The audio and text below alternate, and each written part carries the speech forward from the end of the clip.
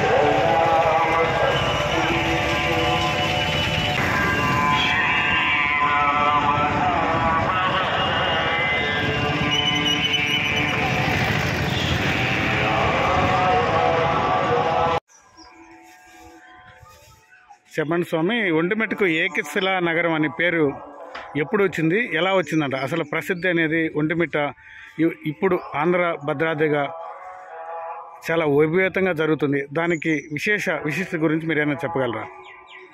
ఓం నమో వెంకటేశాయ.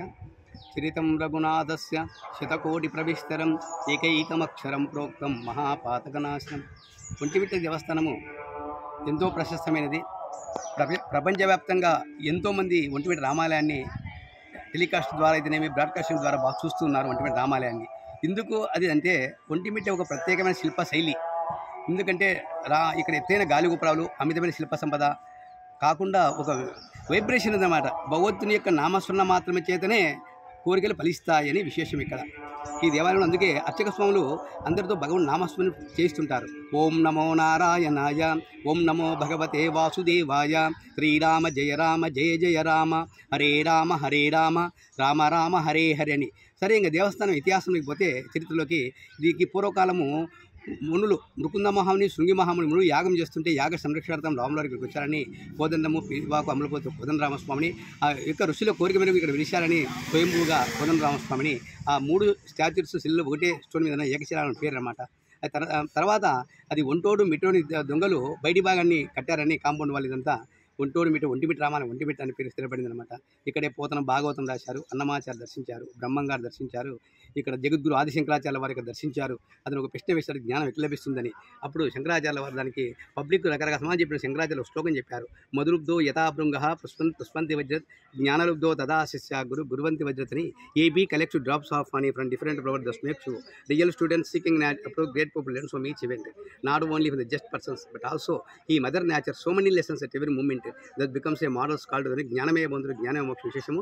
రేపు 11వ తారీఖు సీతారాముల కళ్యాణము అద్భుతంగా తిరుమల దేవస్థానం ఆధ్వర్యంలో జరుగుతున్నది. తిరుమల దేవస్థానం అద్భుతమైన ఏర్పాట్లు చేశారు ఇక్కడ అన్ని డిపార్ట్మెంట్ వారు. తర్వాత రాష్ట్ర జిల్లా అధికారులు అయితే తిరుమల దేవస్థానం అధికారులు కానీ కోఆర్డినేట్ చేసుకుని అద్భుతంగా ఒంటిమిట్ట రామాలయం అభివృద్ధికి ఎంతో కృషి చేస్తున్నారు. ఓం నమో నారాయణయ్య, ఓం నమో వెంకటేశ్వర. ఒకటి ప్రపంచవ్యాప్తంగా ఎన్నో క్షేత్రాలు దర్శిస్తుంటారు.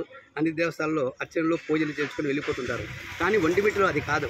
ఒంటిమిట్టలో పూజ అర్చన తర్వాత ఎక్స్పెషలీ రంగస్థల మండపంలో కూర్చొని అక్కడ అర్చక స్వాములు ప్రవచనాలు చెప్తుంటారు.